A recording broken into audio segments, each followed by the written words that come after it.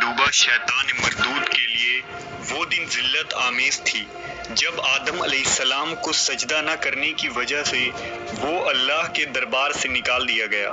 لہٰذا انسانیت کے اس عظیم دشمن نے حضرت آدم و حوا علیہ السلام کو بہکا کر جنت سے بے دخل کروا دیا اور اپنے وسوسوں سے تا قیامت انسانوں کو بہکانے کا کام سر انجام دینے کا حلف اٹھایا۔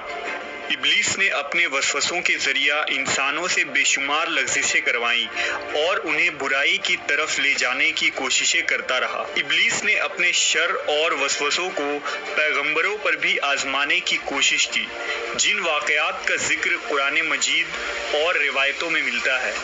ابلیس نے ایک مرتبہ اپنا یہ حربہ اللہ کے برگزیدہ نبی حضرت عیسیٰ ابن مریم علیہ السلام پر استعمال کیا۔ واقعہ کچھ یوں ہے کہ ایک مرتبہ حضرت عیسیٰ علیہ